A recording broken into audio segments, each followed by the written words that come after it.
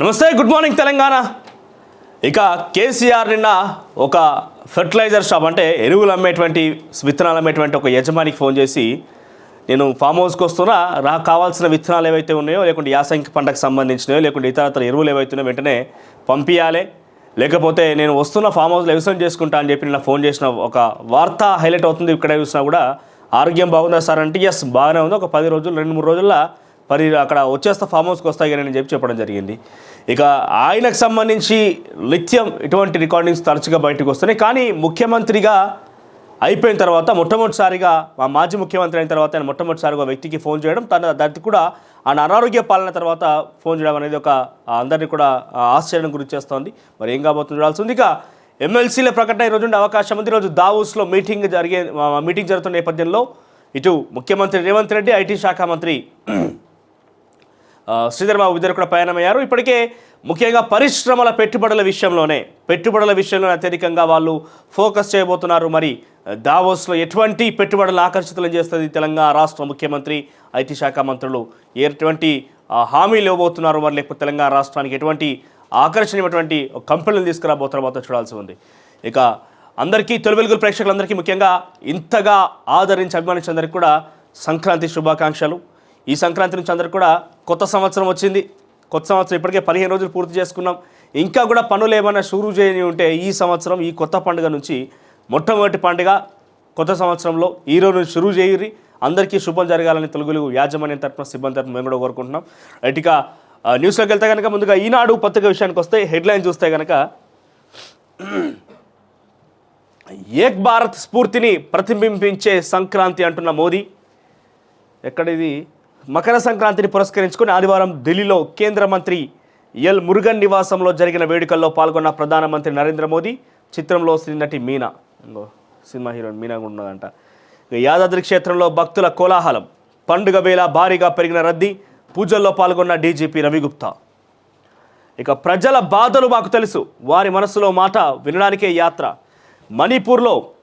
మణిపూరి దేశంలో భాగం కాదనుకుంటున్నారేమో, కష్టాల్లో ఉన్నప్పుడు పరామర్శకు వచ్చే తీరిక ప్రధానికి లేదా? భారత్ జోడో న్యాయయాత్ర ప్రారంభంలో రాహుల్ గాంధీ.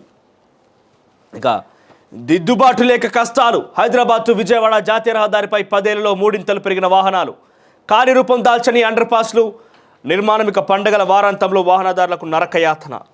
నిన్న ఒక్కరోజే సుమారుగా 77,108 వాహనాలు పోయినాయట హైవే మీద.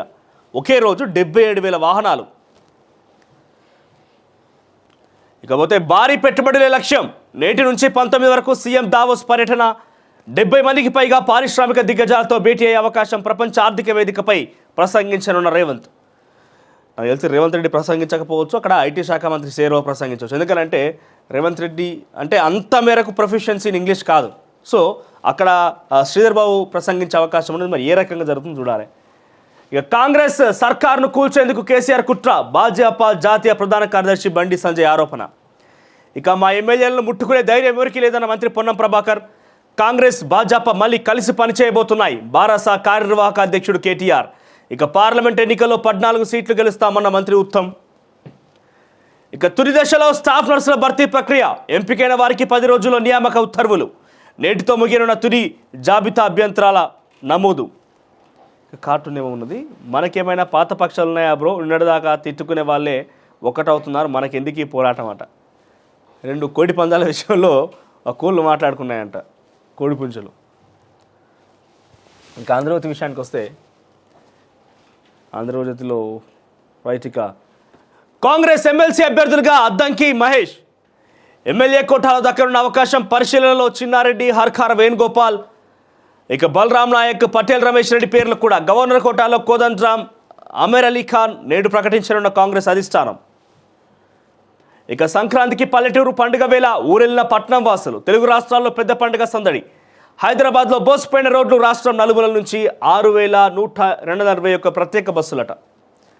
గిట్లే హైదరాబాద్ రోజు గిట్లా ఏమంటారు, ఇట్లా ఎంత ఎంటీగా ఉంది తెలుసా హైదరాబాద్, ప్రశాంతంగా ఉన్నది హైదరాబాద్లో. జనం మొత్తం ఇడికి వెళ్ళిపోయినాక ఎప్పటికి గిట్లే మంచిగా ఉంటే బాగుండేది. ఇక తెలంగాణ బలాన్ని చాటుతాం, భారీ పెట్టుబడుల లక్ష్యంగా దావోస్ సీఎం పర్యటన. పారిశ్రామికవేత్తలతో భేటీ, కీలక రంగాల పెట్టుబడులపై సంతకాలు చేసే అవకాశం. ఇక పర్యటన వివరాలు వివరించిన శ్రీధర్ బాబు. ఇక పైన రామజపం లోన కత్తులు, మత రాజకీయాలతో ప్రజల్ని రెచ్చగొట్టడమే బీజేపీ విధానం. ఫాసిస్టులపై పోరు కోసమే రాహుల్ గాంధీ యాత్ర. దేశాన్ని రాజ్యాంగాన్ని కాపాడడమే లక్ష్యమన్న ఖర్గే. మణిపూర్లో మళ్ళీ శాంతి నెలకొల్పుతామన్న రాహుల్ గాంధీ. భారత్ జోడో న్యాయ యాత్ర ప్రారంభం పాల్గొన్న ముఖ్యమంత్రి రేవంత్, బట్టి షర్మిల. షర్మిల ఏమంటుందంటే రాహుల్ గాంధీ ప్రధాని చేయడం ఆ లక్ష్యం అని నిన్న కూడా ట్వీట్ చేసింది. ఇక వెలుగు విషయానికి వస్తే బీజేపీ ఆర్ఎస్ఎస్ పని విద్వేషాలు రెచ్చగొట్టుడే. కాంగ్రెస్ అగ్రనేత రాహుల్ ఫైర్. మణిపూర్కు మోదీ రాకపోవడం సిగ్గుచెట్టు. ప్రజలు కష్టాల్లో ఉంటే ఆయనకు పట్టదా. ఈ రాష్ట్రం భారత్లో భాగం కాదని బీజేపీ ఆర్ఎస్ఎస్ భావిస్తున్నాయేమో. బీజేపీ రాజకీయాలకు మణిపూర్ చాలా కోల్పోయింది. శాంతి సామరస్యాలను తిరిగి తీసుకొస్తామని హామీ. మణిపూర్ నుంచి భారత్ జోడో న్యాయయాత్ర షురు. యాత్రలో పాల్గొన్న సీఎం రేవంత్, సీతక్క, వివేక్, షర్మిల. ఇక ఓట్లు అడిగేందుకు వస్తాడు మోడీ అని చెప్పి ఖర్గే మండిపడ్డారు. ఇక 67 రోజుల పాటు 6713 కిలోమీటర్లు 20 లేదా 21న ముంబైలో ముగింపు సభ.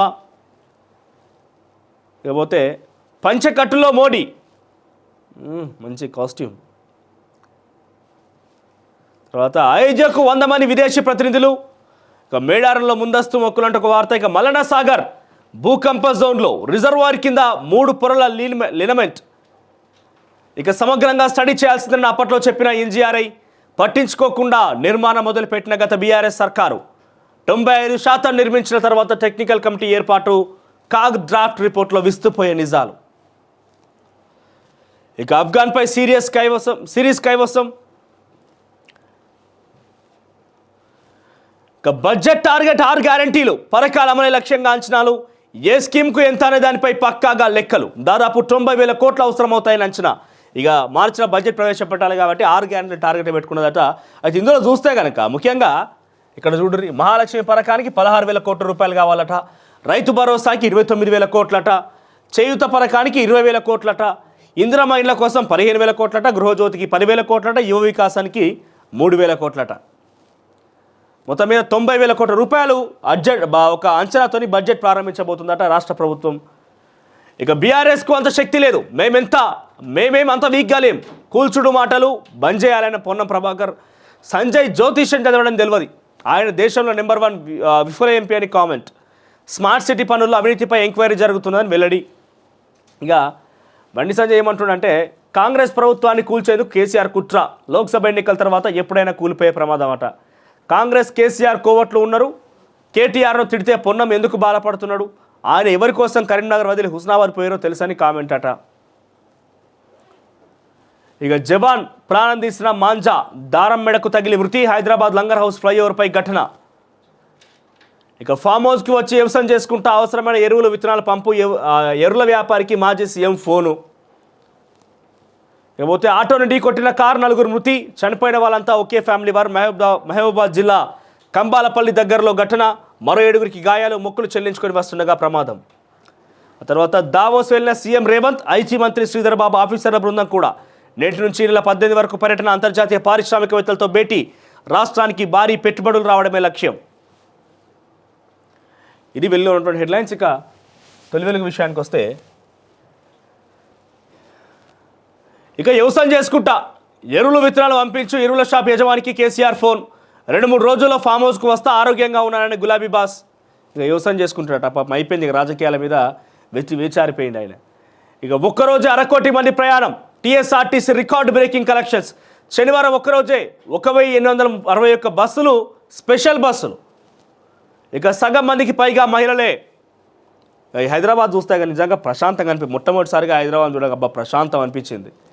అప్పుడు కరోనాకి ఇట్లా అనిపించేది. బయట తిరుగుతుంటే రోడ్ల మీడియా ఏమంటారు రిపోర్టింగ్లో భాగంగా బయట తిరుగుతుంటే హైదరాబాద్లో ఎవరు లేరు, ఒక్కరే ఉంటే చూస్తుంటే అనిపించారు ఇట్లుంటే బాగుండేది హైదరాబాద్ అని చెప్పి. ఎందుకంటే రోడ్లు రవాణా చూస్తుంటే ఈ ట్రాఫిక్ సమస్యలు, గొడవలు, హల్చల్, అది కథ చూస్తుంటే ఇదేనా నగరం నాయన రాజధాని అని చెప్పి ఇంత రాద్ధాంతం అయిపోతున్న ఒక కష్టం ఏర్పడ్డది. కానీ ఇప్పుడు చూస్తే మొత్తం ఖాళీ అయిపోయింది హైదరాబాద్. ఇక రేపు ఉంటుంది మళ్ళీ మజా. రేపు ఎల్లుండి వరకు మొత్తం తిరిగి చేరుకుంటారు బుధవారానికల్లా. ఇక శోభయాత్ర చేస్తే చంపేస్తాం. ఎమ్మెల్యే రాజాసింగ్కు బెదిరింపు కాల్స్. ఇక తెలంగాణ బరిలో ప్రియాంక, తల్లి సోనియా బాటలోనే తనయ. సౌత్పై గాంధీ ఫ్యామిలీ ఫోకస్. కర్ణాటకలో మరో సీటు పైన కసరత్తు, నార్త్ కన్నా ఇక్కడే సేఫ్, వాయనాడ్ నుంచే రాహుల్. కాంగ్రెస్ ఎమ్మెల్యేలకు కేసీఆర్ బేరాలు, రేవంత్ అప్రమత్తంగా ఉండు, మాజీ సీఎంకు టచ్లో పలువురు నేతలు. కాంగ్రెస్ సర్కార్ను కూల్చేందుకు కుట్రలు, ఆయనపై ఓ కన్నేసి ఉంచండి, 6 గ్యారంటీలు అమలు కావాలంటే బీజేపీని గెలిపించండి, ఎంపీ బండి సంజయ్ కీలక వ్యాఖ్యలు. ఇక బండి వేస్ట్ ఫెలో అంటూ పొన్నం ప్రభాకర్ ధ్వజం, వైఫల్యం చెందిన వారిలో నెంబర్ 1 అని చెప్పి చెప్పడం జరిగింది. ఇక రాముణ్ణి అడ్డం పెట్టుకొని రాజకీయాలు, అశాస్త్రీయంగా అయోధ్య రామాలయ ప్రారంభం, కేసీఆర్కు దమ్ము లేదు, కాంగ్రెస్ జోలికి వస్తే ఉరికించి కొడతాం, త్వరలో జిల్లాలు మండలాల పునర్విభజన, మంత్రి పొన్నం ప్రభాకర్ కీలక వ్యాఖ్యలు. ఇక రేపటి నుంచి రైతు భరోసా నిధులు, రైతులకు గుడ్ న్యూస్ చెప్పిన సర్కార్, 9,000 కోట్ల రుణం మంజూరు, రేపు రాష్ట్ర ఖజానాకు 2,000 కోట్లు వెంటనే రైతుల ఖాతాలోకి ట్రాన్స్ఫర్. ఇక భారత్ జోడో 2.0, 100 లోక్సభ స్థానాలు, 6,713 కిలోమీటర్లు. మణిపూర్ నుంచి మొదలైన భారత్ న్యాయయాత్ర, అట్టహాసంగా ప్రజల మధ్యకు రాహుల్, జనం మాటలు వింటాం, జనంతోనే ఉంటాం, మణిపూర్లో మంటలు ఢిల్లీని తాకుతాయి, కాంగ్రెస్ అగ్రనేత రాహుల్ గాంధీ. ఇక మా పదవులు ఉంచండి ప్లీజ్, అప్పుల్లో ఉన్నాం, పెండింగ్ బిల్లులే రాలేదు, రేవంత్ సర్కార్కు సర్పంచ్ రిక్వెస్ట్, నెలాఖరుతో ముగియనున్న పదవీ కాలం, ఈసీ సైలెంట్, వెలువడిన నోటిఫికేషన్, ఎన్ని నెలలు పెంచుదాం, నాయకులతో సీఎం సమాలోచనలు. ఇది తొలి వెళ్ళినటువంటి హెడ్లైన్స్. ఇక నమస్తే తెలంగాణ వార్త చూస్తే కనుక, ఇక హిందూ మతానికి శంకరాచార్యులు చేసిన సేవ ఏముంది, ప్రధాని మోదీని బీజేపీని రాజకీయ దృష్టితో చూస్తున్నారు, బీజేపీ కేంద్ర మంత్రి నారాయణ్ రానే తీవ్ర వ్యాఖ్యలు, రానేను పదవి నుంచి తొలగించాలని విపక్షాల డిమాండ్. 4 శంకరాచార్యులు హిందూ మతానికి ఏం సేవ చేశారు, వారు దేవాలయాన్ని దీవించాలా లేక విమర్శించాలా, ప్రధాని మోదీ బీజేపీని రాజకీయ దృష్టితోనే చూస్తున్నారు. అయితే ఈ కార్యక్రమం పూర్తిగా మతానికి సంబంధించినది, ఇది మన ధర్మం, రాముడు మన దేవుడు, జరుగుతున్నదంతా ఆయన కోసమే అని కేంద్ర మంత్రి నారాయణ్ శనివారం వ్యాఖ్యానించారు. ఇక రానే వ్యాఖ్యలపై ఆదివారం విపక్షాలు భగ్గుమన్నాయి, ఆయన వెంటనే మంత్రివర్గం నుంచి తొలగించాలని డిమాండ్ చేశాయి. ఇక దేవుడి పేరుతో ద్వేష రాజకీయం, రామాలయం ఎన్నికల స్టంట్, జగద్గురులు చెప్పినా బీజేపీ వినడం లేదు, ప్రభుత్వాన్ని కూల్చే దమ్ము లేదన్న పొన్నం ప్రభాకర్. ఇక ఎన్నికల తర్వాత సర్కార్ పతనం, బీఆర్ఎస్కు టచ్లో కాంగ్రెస్ ఎమ్మెల్యేలు, బీజేపీ కాంగ్రెస్ కలిసి పనిచేస్తే అధిక నిధులు, బీజేపీ ఎంపీ బండి సంజయ్ వ్యాఖ్యలు. ఇక హైదరాబాద్లో కరెంటు కోతలు, స్వయంగా వెల్లడించిన టీఎస్ఎన్పీడీసీఎల్ సీఎండీ, కొద్దిసేపటికే ట్వీట్ డిలీట్ చేసి మరో ట్వీట్, సోషల్ మీడియాలో షేర్ చేసిన నెటిజన్లు, కాంగ్రెస్ రాకతోనే కోతలని సెటైర్ల వర్షం. ఇంకేడ మొదలు కాలేదు కానీ ఇలా వీళ్ళు ఎగిరిత పడుతున్నారు, ఏమని ఇక పెట్టకపోతే మేము ఆడకపోతే మేము పెట్టకపోతే మేము అనకపోతామని వీళ్ళు ఎగిరిత పడి కోతలు పెట్టరని చెప్పి కోరుతున్నట్టుగా ఉన్నది. ఇక మా వాళ్ళ జోలికి వస్తే సహించం, రాజకీయ హింసను చూస్తూ ఊరుకోబోం, మల్లేష్ యాదవ్ హత్యపై విచారణ జరిపించాలి, హత్యను భూవివాదంగా చిత్రీకరించే యత్నం. గంట్రావుపల్లిలో హత్యకు గురైన బీఆర్ఎస్ కార్యకర్త కుటుంబానికి కేటీఆర్ పరామర్శ, పార్టీ తరపున 5 లక్షల చెక్ అందజేసి భరోసా కల్పించిన బీఆర్ఎస్ వర్కింగ్ ప్రెసిడెంట్. ఇక కర్ణాటకలోని కరువు, తెలంగాణకేం ఆదరువు, నారాయణపూర్లోని అంతంత మాత్రమే నీళ్లు, 10 టీఎంసీలు వదిలిన దిగువకు చుక్కరాదు, మధ్యలోనే దాదాపు 5 భారీ ఆనకట్టలు, అందులోనే నీళ్లు ఎక్కువగా నిలిచే అవకాశం, కర్ణాటక పర్యటనకు తెలంగాణ సర్కార్ యత్నాలు. ఇక ప్రభుత్వ తీరుతో విస్తుపోతున్న రాష్ట్ర ఇంజనీర్లు. ఆ తర్వాత రాహుల్ బస్సు తెలంగాణదే, భారత్ జోడో యాత్రకు రాహుల్ గాంధీ వాడుతున్న బస్సు TS09GF 8055 అనే ఈ నెంబరు రిజిస్ట్రేషన్ తెలంగాణలో జరిగిందట. సన్ ఆఫ్ అని ఏమున్నదంటే ఇక్కడ AICC పేరుతో రిజిస్ట్రేషన్ ఉన్నది, సన్ ఆఫ్ సుధోగోని లక్ష్మీనారాయణ గౌడ్ అని ఉన్నదట. AICC వ్యయాన్ని మోసేది తెలంగాణ కాంగ్రెసే. ఇక గుండెపోటుతో ఆటో డ్రైవర్ మృతి, ఉచిత బస్సు స్కీమ్తో గిరాకీ లేక దిగులు, ప్రభుత్వమే బాధ్యత వహించాలి, ఆటో డ్రైవర్స్ యూనియన్ డిమాండ్. ఇక మా వాటా ఇచ్చేయండి, గొర్రెల పంపిణీ డీడీల వాపసు కోసం పశుసంవర్ధక శాఖ ఆఫీసుకు గొల్ల కుర్మల క్యూ, పథకం అమలుపై ప్రభుత్వం నుంచి రాని స్పష్టత, సంక్రాంతి తర్వాత డబ్బులు వాపసుకు ఏర్పాట్లు. ఇక్కడ చూడుర్రి ఏమంటారు, దోచుకున్న కాడికి దోచుకొని దాచిపెట్టి ఇప్పుడు ఎవరేం చేస్తారన్నట్టుగా వీళ్ళు ఏం చెప్తున్నారు. సుమారుగా ఇక్కడ తీసుకుంటే కనుక ఎంత 40,000 రూపాయలు డీడీ, అయితే 1,50,000 రూపాయలు ఉండే ఫస్ట్ ఒక గొర్రె యూనిట్కి సంబంధించి కట్టాల్సినటువంటి అమౌంట్, కానీ దాన్ని పెంచేసి ఏం చేసారు, 1,75,000 చేసారు. సో 1,75,000 చేసినాక ఏమైపోయింది, దీంట్లో నుంచి 40%, 60% ప్రభుత్వం భరిస్తుంది, 40%, 75% ప్రభుత్వమే భరిస్తుంది, 20% మనం కట్టుకోవాలి. అంటే ఎంత, 40,000 రూపాయలు డీడీ. రాష్ట్ర వ్యాప్తంగా సుమారుగా ఈ డీడీలు కట్టిన సంఖ్య కొన్ని వేలల్లో ఉంటుంది. ఇప్పుడు ఏమైపోయింది, మొదటి విడత ఇచ్చినామని చెప్పేసిర్రు. రెండో విడతల కేవలం 624 యూనిట్లు మాత్రమే రాష్ట్రానికి తీసుకొచ్చిరట. రెండో విడతల 624 తీసుకొచ్చి ఇంకా వేల సంఖ్యలో ఇవ్వాల్సినవి ఉన్నాయి. మరి తీసుకున్నది డీడీ కట్టింది ఏ ప్రభుత్వంలా? డీడీ కట్టింది ఏ ప్రభుత్వంలా? దానికి సంబంధించి ఇష్యూ చేయాల్సింది ఏ ప్రభుత్వంలా? చేయకుండా ఈ 624 యూనిట్ల ఇప్పుడు ఇంకా అమల్లో ఉన్నది మనం క్షేత్రస్థాయి కనుక పోయి పరిశీలిస్తే ఎవరెవరికి వచ్చింది, ఏం కథ, నిజంగానే గొర్రెలు ఉన్నాయా? ఈ గొర్రెల యూనిట్లలో 20 గొర్రెలు, ఒక పొటేలు. ఈ లెక్కన వేసుకుంటే మనం ఈ యూనిట్ల కాడికి పోయి నిజంగా పరిశీలిస్తే నాకు తెలిసి 24 యూనిట్లు కూడా ఉన్నాయి, అంటే గ్రౌండింగ్లో ఉన్నాయి. ఏంది, ఒక యూనిట్ని పట్టుకొచ్చి ఇంకో ఈయనకి ఇచ్చినామా, డాక్టర్ సర్టిఫై చేయాలి, ఎస్ సర్టిఫై చేసినాం, ఇంకో పలానానికి ఇచ్చినాం, కథం అయిపోయింది. వెంటనే ఆడికెళ్ళి మళ్ళీ ఎంతో కొంత డబ్బులు ఇచ్చి కొనుగోలు చేయాలి, మళ్ళీ అదే గొర్రెలు తీసుకపోయి ఇంకొకరికి ఇవ్వాలి. అట్లా 624 యూనిట్లు ఇచ్చినామంటే నేరుగా 624 యూనిట్లు ఇచ్చింది కాదు. ఇదా ఓ 20 యూనిట్లో 30 యూనిట్లో పట్టుకొచ్చి అందరి పేరిట అప్పచెప్పిర్రు. ఆఖరికి వస్తాయి గొర్రెలు మళ్ళీ 20 మందికి ఇచ్చిరు కావచ్చు, ఇచ్చిరో లేదో అంతే. సో గత ప్రభుత్వంలో ఇక్కడ చూడండి సమస్యనేమో గత ప్రభుత్వాన్ని మనం వేలెత్తి చూపుతాం కాబట్టి ఇక్కడ ఈ సమస్య జరగలేదు, ఇంకా ఉత్పన్నం కాలేదు వాస్తవానికి. తర్వాత ఇదో పెద్ద సమస్య లెక్క పెద్ద వార్త. ఇక్కడ వీళ్ళ ప్రభుత్వాన్ని మనం వేలెత్తి చూపుతాం కాబట్టి వార్త ఎంత వచ్చింది, మా వాటా ఇచ్చేయండి అని చెప్పి డిమాండ్ చేస్తున్నారట. మరి ఇన్ని సంవత్సరాలుగా ఏం చేసిరా గొల్ల కుర్మలంతా? మిమ్మల్ని విస్మరించే కదా పెద్ద ఎత్తున అక్కడ వాళ్ళని గెలిపించింది. ఇక